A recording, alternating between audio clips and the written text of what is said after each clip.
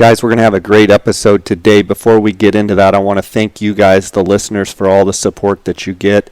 I want to remind you that you can reach out to me on Instagram. If you don't follow it at JScottOutdoors. Feel free to send me a DM. I love corresponding with you guys about your hunts and any questions that you might have. We're going to have a great episode. I also want to thank the sponsors of this podcast. I want to thank GoHunt.com. Cody Nelson, my friend of 20 plus years, he's the glassing guru, the optics authority. He's the optics manager over there at GoHunt.com at the gear shop.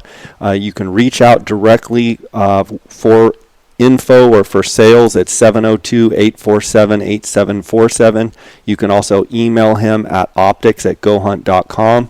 He also gets texts from my listeners on his cell phone, 602-399-3699. Feel free to send him a text if you're looking for a certain tripod or binocular or spotting scope or rifle scope, anything to do with optics.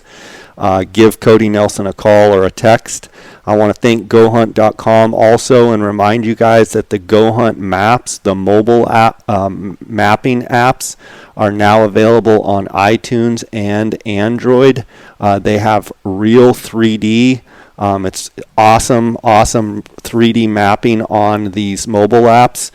You can get a free trial, a 7-day free trial, by going to gohunt.com/JScott. You can also check in the show notes. I'll have it linked up.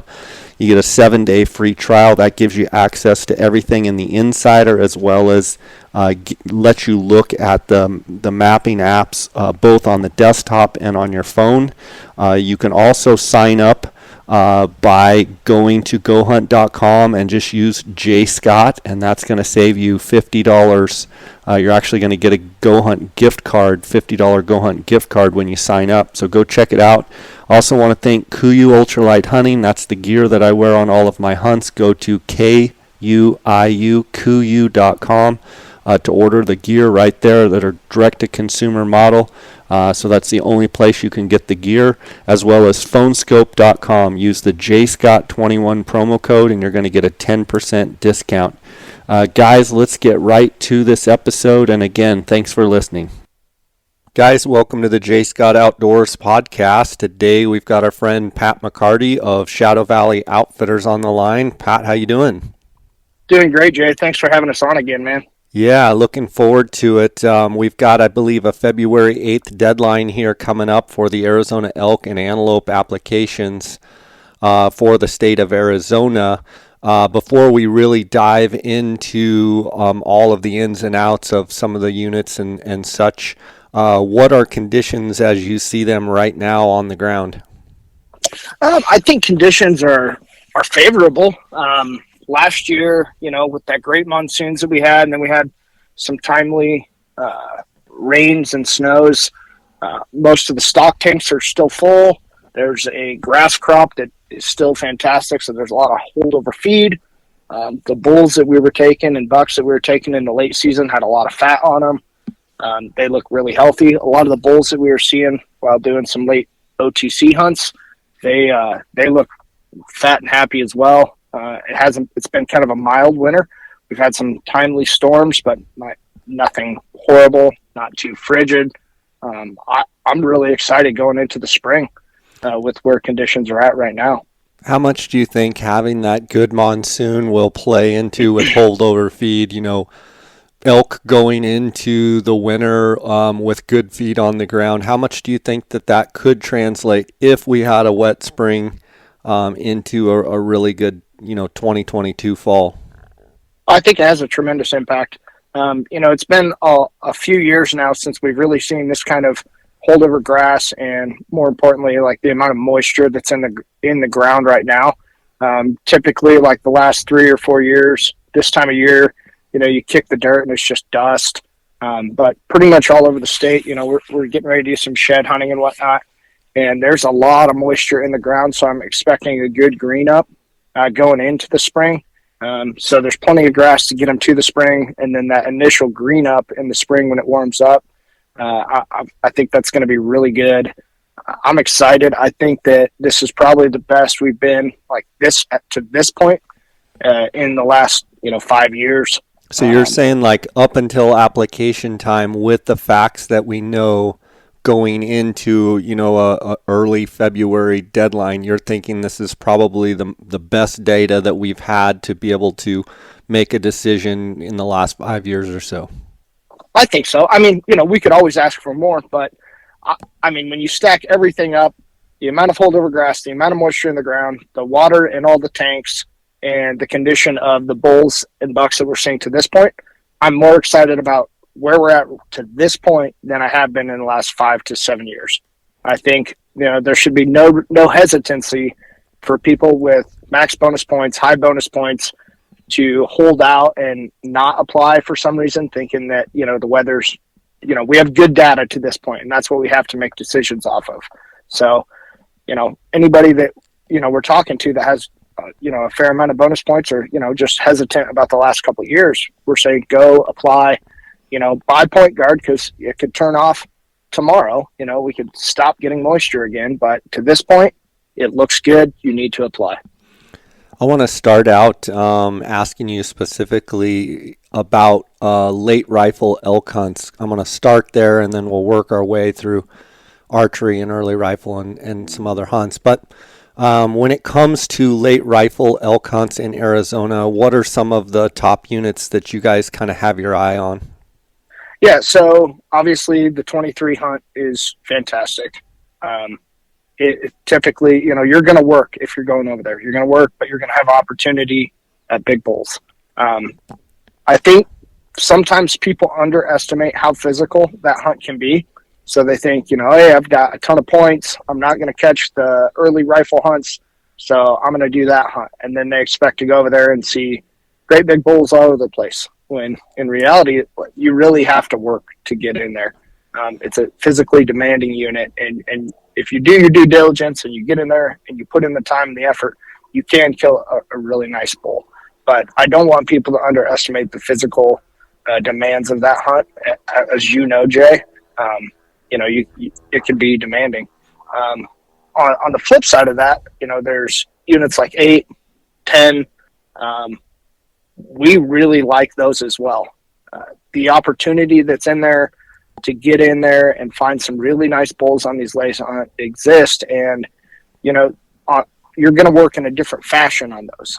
On those hunts, there's a lot of hunters in there, so you have to work hard, be in there first, and then be willing to stick it out to the bitter end. A lot of people on those late rifle hunts will get in there and they'll be there, and they'll kind of get bogged down after the first 3 days where they've seen a few elk and 100 people. That can be a mental game at that point, but we really like the 23. We like the 8, the 10. I do the Unit 9 late rifle hunt every year, and that hunt can be a grind. It can be cold. You're going to see a ton of people, but I really enjoy that hunt. You go in there and you have good expectations, and you can really have a good hunt on that one as well. 7 West is one that, it's easier to draw. It's not extremely sought after, but that's another one that you're going to have to outwork the people on the ground to get stuff killed. When you talk about expectations, I'm just going to go through the ones you mentioned and just kind of give me what what you would tell hunters kind of to expect as far as, maybe getting a chance at a bull like this and kind of having expectations in line. Let's start with that 23 hunt. As far as size expectations, what do you think you're looking at there? I think a reasonable number on that, if you go over there on that hunt, and like for us, if we go over there on that hunt, we're starting at like 350. That's in February. We're going to say, hey, on this late rifle hunt, we want to go there. We want to try to find a 350 bull that's unbroke, and then as we compile the data going throughout the rest of the year, how much moisture we get through the spring, the summer, what's left after the early hunts, then, that bar will be adjusted either way. We've gone over there and we've killed some really big bulls on that hunt. And then there's been other hunts where it's like, man, all right, it's going to be a grind, but we're going to dig a nice bull up. If that's that 350 bull, then, hey, we need to take it. But I think that that's a reasonable bar for someone to set and then adjust as you gather more data and more info. What about the 8 and 10? Is the bar a little bit lower on those? Yep, I would say so. You know, for us, what we tell people is on that one, like, hey, you know, yes, we've killed some bulls in that 370, 380 mark on that late rifle hunt. We're going to start the bar at like that 330, 340. Unbroke 6, let's go in there, and that's going to be the expectation to get started on this thing. And then as we get going, just like any other hunt that we do, you know, when we're in the spring and we're picking up sheds, hey, this is what we're picking up right now. This, compare the data from the year prior, get into the summer and into the fall hunts. All right, we're seeing, you know, on a great monsoon year, a great spring, you know, we're going to see a lot of those 350 type bulls in Unit 8, you know. So that might raise the bar, you know. And then after those, one of the big barometers for us is like these late archery hunts that take place. You know, we're in there 2 weeks prior doing those late archery hunts. You're going to know what to expect on those late rifle hunts as well, because you're in there. So I think on 8, you're looking at like that 330 unbroke 6 point. Go in there. We're going to grind. It's going to be a long hunt. I always tell people, make it to Monday, and then, you know, you're going to see a whole lot of people leave after Monday, because all the buddies and stuff that miss Thanksgiving weekend with their wives and all that to come help you or help other people, they got to go home now. All right, so half the people leave. Now you've got a different unit to hunt. It's going to be a good hunt. You just got to tough it out. And then, you know, adjust your expectations accordingly. You mentioned those late archery hunts. Are there any specific units on that late archery that you know, kind of have your eye on, and are those hunts primarily spot and stock, or are you sitting water? Yeah, so primarily it's spot and stock for us. Like, we like to do the Unit 8 late archery hunt. We'd like to do Unit 10 and even the 23 late archery hunt. Like those, we really like those 3. On those, people have to be prepared, because you're going to go in there and you're going to be hunting the bulls in the same canyons and draws that they would be on the late rifle hunt. So it's rougher country. Obviously, they're not bugling. They're not talking. A lot of the bulls are on their own or paired up with a few other bulls. So it's a little bit different. But for us, it's primarily spot and stock. Last year was a strange year. You know, on the late rifle hunt and even the late archery hunt, there were days where it was 70 degrees in Unit 8 and the southern portion of Unit 10. Those bulls did not want to move. They were coming in at night, watering at night. Like, that was a rough year. You know, that was tough. So there were a lot of bulls killed on water. Now, there's one water tank in Unit 9 where there's like 7 bulls killed off of water in a 3-week time span. So it was a little bit different, but primarily with us, it's spot and stock, and then we go from there. Let's talk about the early rifle and muzzleloader hunts this year that you've got your eye on. What are you looking at there? So obviously the Unit 9 tag, we did real well on there last year. We've done real well on there like the last 3 to 4 years on the archery and the early rifle. The Unit 10 tag, I think, is going to be really good. I'm really happy with where Unit 10 is at after they've been cutting some tag numbers down the last 3 or 4 years. And then, you know, if you're going into Unit 10, you're cutting your legs out from under you if you're not buying the big bow pass. I understand, you know, the angst with that, but you're cutting half the unit off if you don't do that. I was on the 23 early rifle tag last year. It was a great hunt, fantastic. There's tons of bulls. Those are probably the top 3 that we really, really like. Then I think, you know, there's a sleeper, and, you know, some people will probably, oh, why is he talking about this? But that Unit 8, there's a Unit 8 early rifle tag this year. Takes place right after the archery. I think there's only 25 tags, but we're really looking forward to that hunt. I think that's going to be a hunt that, you know, Jay, as you know, 15, 20 years ago, Unit 8, there were some tremendous bulls being taken out of there consistently. And then they've since upped the tag numbers. They've got some cow hunters in there. There's a whole lot of hunts in there now. So quality and age class is diminished, but genetically there's still some bulls in there that can really produce and can surprise some people. I think there'll be a couple bulls that didn't get killed on the late rifle hunt that surprise some people that, you know, are going to be prime targets for that early rifle hunt in Unit 8. Then also another hunt that we really, really like this year is the early muzzleloader tag in Unit 1. I really am looking forward to that one and seeing what that produces. That, there's the elk herd over there in Unit 1 right now is just exploding still with those burns. Those burns have produced phenomenally. And that's another thing in Unit 8. We had a big fire in there last year. We were in there this month on OTC hunts, and I've never seen that much feed in the lower portion. So I'm really looking forward to that burn in Unit 8. And then we killed a really, really nice bull over in 5B on the early rifle hunt, and I wouldn't put that 5B hunt necessarily with the 23s, the 9, the 10, but it's definitely coming on real strong. And there's, we were actually, the bull that we killed, Joe Kellner and Will were guiding that for us, and they were actually going after another bull, and on the stalk, this other bull walked out in front of them. They're like, oh, we cannot pass this bull up. So there was a number of really good bulls in there that we really, really like, and I think that'll be another good hunt. So I think for top tier units, you've got, the 9, 10, 23, and then that mid tier, the Unit 1 muzzleloader hunt. The Unit 8 is a sleeper hunt, that if it's 85 degrees in September, like sometimes we have, that can be tough. So if you have max bonus points, I'm not recommending that hunt because there's some variables that are just uncontrollable. But if you're getting up there and you're not quite thinking you're going to catch this and you're tired of waiting on those other hunts, that's a hunt that can really, like I say, it can produce, but there's some variables that are uncontrollable.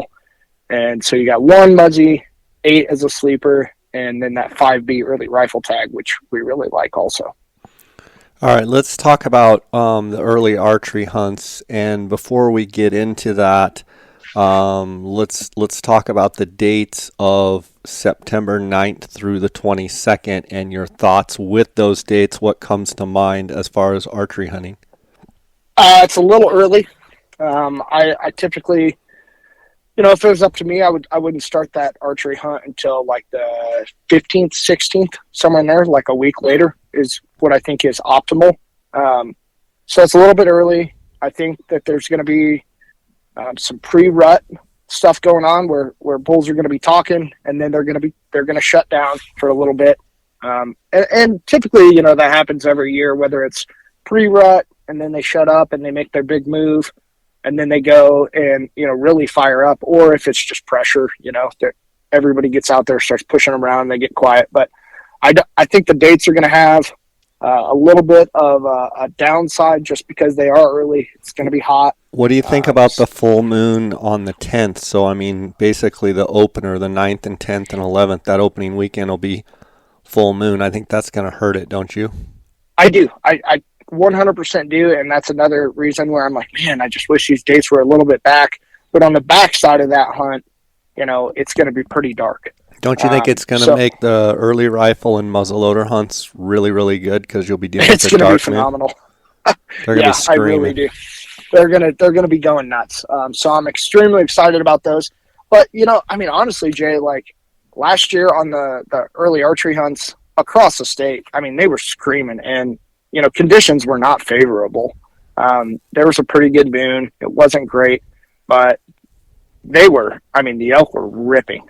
Everywhere that we were at, the guys that we had in Unit 8, they had a phenomenal rut down there.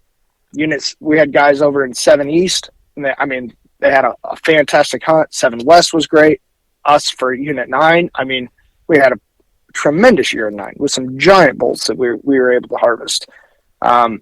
So, yeah, I'm a little bit bummed out as far as the early dates and the full moon. But on the backside of that hunt, that's the thing, when guys are committed to killing or wanting to kill big bulls, if you're not going for the whole time, you're really going to limit yourself. Because, you know how it is, Jay.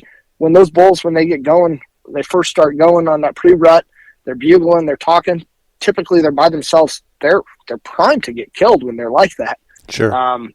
But once they shut up and move, it makes it a little bit more difficult. So, there's pluses and minuses to both. So, yeah, it's a little bit of a bummer, the early dates. I'm more concerned, like, on the southern units, like Unit 8. It could be 90 degrees on that hunt. And then, that's going to be a problem. They're going to be getting up super late. With the full moon, they'll be up, and then they're going to bed down super early. You get to the 10, 23, 1, 9.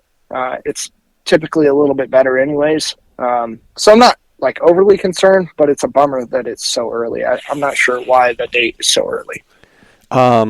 Let's go through some of your, say, top 5 or 6 units for early archery. Which ones do you like the best? If you just had to pick them, what's your top? I mean, if it was my choice and I had the points to draw anything, personally, I'd go with the 9 or the 23 north or south tag. I really like those.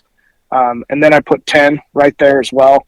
Though, I mean, take any of those 3 tags and you're going to have a fantastic hunt. After that, I really like the Unit 1 archery tag. I think Unit 1 is going to really be a fun hunt this year. And typically on the east side of the state, they get just a little bit more moisture. That's been true to this point. So I really like that hunt over there. And then you're kind of like in that mid-tier zone, you know. We really like Unit 8. We know that unit really, really well. So I think, you know, I mean, we're definitely partial and biased to that. There's other people that would disagree, but we do like that. Then we also like 7 West and 7 East. The 7 East hunt last year, Leighton Cooper did that, and they had a phenomenal hunt. I mean, they were hunting great bulls every day. And that's one of those things where, you know, they move kind of through. They can be a little bit transient, but they had a pocket of, you know, a good amount of elk in a little pocket, and they had a fantastic hunt. I think that's probably on the lower side of the mid-tier for people. I don't want people to be confused, think that that's like Unit 9 a top or mid-tier unit. It's not. But it's not a death sentence for tags either. You know, what about 5B North and 5B South? I think I think that those 2 right there are in that mid-tier, almost like they've come on strong the last 5 years. So I think I would probably, you know, put those right there with like 7 West on a good year. And there's a lot of huntable country over there, you know. What about the block units? What are your thoughts on the block units? You know, Jay, honestly, we don't do a lot in the block units. We just there's a lot of guys that do it. For like a lot of the people that we talk to that have been waiting a long time, yeah, they can pick those tags up, and there's early rifle tags, and you know, and there's guys that are successful in there. I just think it's a better experience than some of these other units. It can be a real grind. Now, if you're going to go hunt the ROs, that's a completely different story. If you're going to go hunt some of the other privates in there, you're going to have it's going to be a very special hunt. But I think, you know, we've done those in the past, and like guys have gone through like booking agencies and stuff like that, and they're like, oh yeah, you can draw this early rifle tag, early rifle unit in Arizona. So guys do it, and then they get out here and they're a little bit disappointed with the amount of elk that they don't see. You know, one unit that I know is fairly close to where you live is 19A, and I've never heard much about it. What are your thoughts on that archery 19A hunt? So I think it's an opportunity hunt. There's some local guys that go in there and they hunt really good bulls every year. Rarely do they kill them. That, you know, on the south end of Unit 8 and north end of 19A is Verde River. And there's definitely some bulls down there that get really, really big. And you can hunt them. But oftentimes they disappear. 19A, you know, there's every 3, 4, 5 years, there's a 400-inch bull that gets killed out of there, whether it's on Mingus or down on the Verde. There's some tremendous bulls that do live in there. But it is a grind on that hunt, because if it's 85 degrees over in Unit 8, it's going to be 90, 95 on that lower country in 19A. There's some good elk up on Mingus, but it is a grind. You know, we don't typically do a lot in there on that hunt just because of the experience factor. You know, there's just a lot of uncontrollables with that hunt. And there's also a big section of land in there that is a little bit difficult to access. There's some bulls in there, but man, you're going to work for them.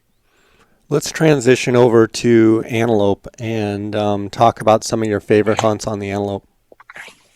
Yeah. So, you know, like we talked last year, the development that's going on around the Prescott area for 19B and 19A. I just came through a brand new development in 19B. 15,000 new homes, 30,000 people. Every year that you get a chance to hunt 19B might be the last. They're getting ready to put a new hospital in prime antelope country. It's still a great unit. There's still great bucks to hunt, but people need to be aware that you're not alone ever. Like, you always have eyes on you. We killed 3 bucks in there last year, good bucks, and every single buck that we killed, I instantly just called the game and fish. I was like, hey, we just shot this buck. There's a vehicle watching. They don't look very happy. They come out, they check everything. Yeah, we're legal. They explain it to the people, and then they move on. There's just a tremendous amount of development going on in these historic great antelope units. We're lucky. We have a big section that we're able to hunt in 19A that's semi-private that we killed a real nice buck on last year. There's not really any development going on in that section. So I do like the 19A hunt. I really like the 19A muzzy hunt. There's only 4 antelope tags on that. And then I like the early rifle. There's 2 rifle hunts in 19A this year. I like the first one a lot. I still like the archery in 19B hunt, either the first or the second. They're still good hunts, and you can hunt some great bucks. You just got to be prepared, and that's the biggest thing. There's a lot of private land. The Las Vegas ranch for years would allow access on it, and then this last year they said, hey, we're done. We're not letting even archery hunters out here. They've got a ton of homes out there. They've got these little ranchettes, 40-acre ranches they've divided into, and the people don't want to see hunters.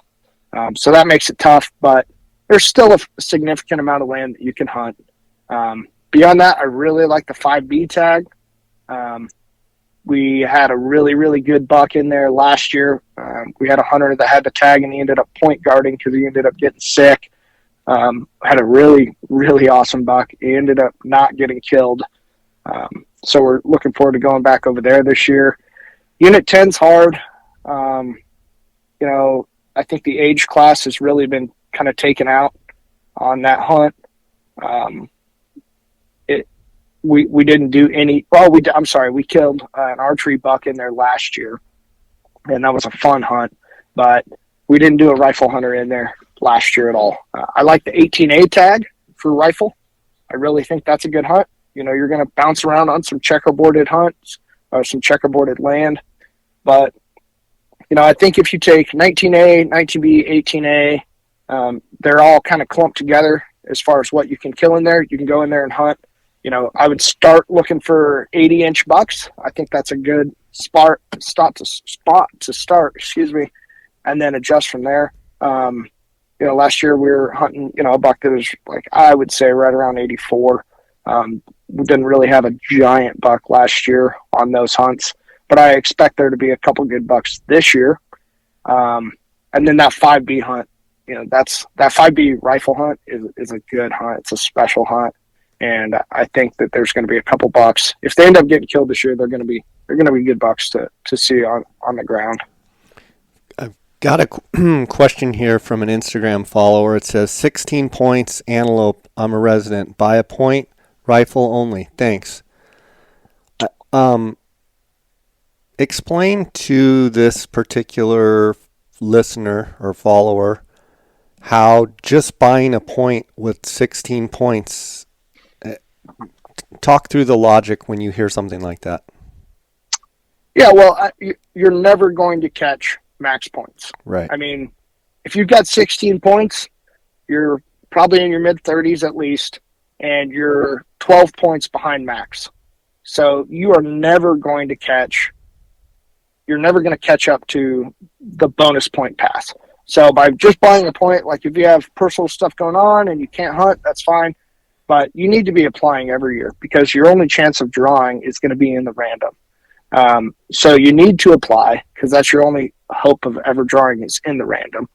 And then with 16 points, until you're in that 24 for rifle points, you have like maybe 2% chance of drawing. So you should be applying. You should be applying for hunts. If obviously depending on his hunt goals, but you need to be applying for hunts that have higher tag numbers if you actually want to give yourself an opportunity to draw. So the Unit 10 has a higher amount of rifle tags. That's one to consider. I think, was it 7 West? Maybe it was just 7 combined.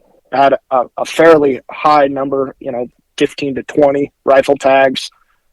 There's none of them that are super high. I think 10 is probably the highest. But you have to be applying for those units to actually give yourself an opportunity to draw.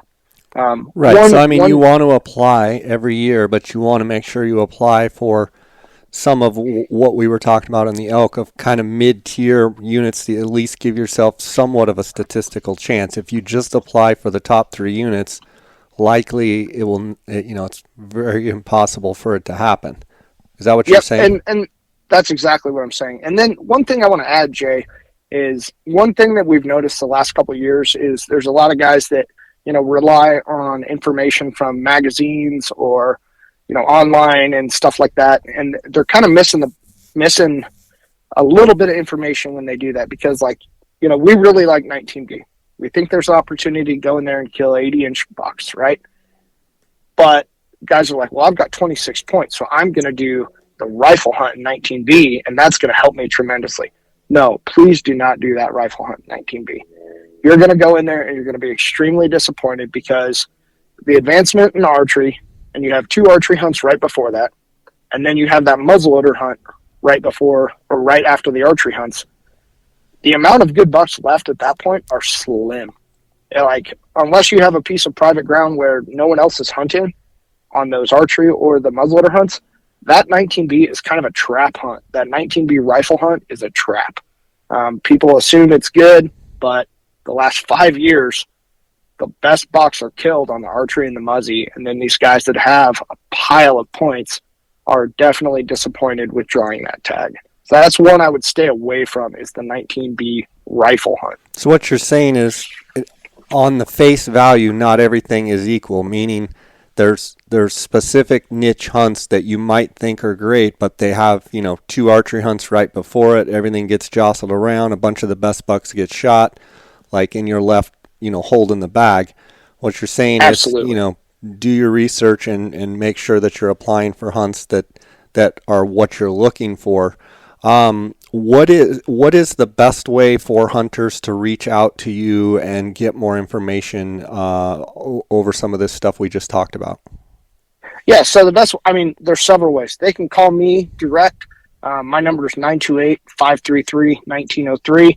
Our website is super easy to navigate, and there's a contact page. They can just fill that contact page out, and then it just sends us a quick email. They can just say, hey, I'm curious where I stand with this many points for this species. We can get right back to them. Ben Brochu and I both get those emails. James Vine gets a lot of the Kaibab deer info. So we can set people up and help them with the information that we actually see on the ground prior to them applying. And then, that's one thing that we've seen the last couple of years is guys just take the information at face value out of a magazine or wherever, and then they get it and they're super hyped up. And then, I don't want to say we lowered them, but we got to give them honest expectations, So then they're like, oh man, I thought it was this, when in reality, sometimes it can be a different thing. Or on the flip side of that, we're like, no, we really love the Unit 8 hunt. We're excited about that one. That one's going to be great, So phone number, our website, shadowvalleyoutfitters.com, and then Instagram at Shadow Valley Outfitters. They can drop us a message. We've got a few. I think I've got 7 or 8 DMs right now we got to get back to after a post this morning, but I'll be working on that as soon as you and I finish up here, Jay. Awesome. Well, it's always great having you on the podcast. I appreciate you taking some time and carving it out for us, and letting us peek inside that brain of yours and having a look at the Arizona elk and antelope as the way you see it. So, Pat, tell the crew, good job. I look forward to seeing you guys' success in the fall of 2022, and thanks for coming on, okay? Jay, really appreciate it, man. And I would just I think you're doing a fantastic job in what you're doing, providing a lot of information. And then the last thing I would leave listeners with is, if you think you have an opportunity to draw, it's important that you reach out now and talk to the guide or the outfitter that you think you want to go with.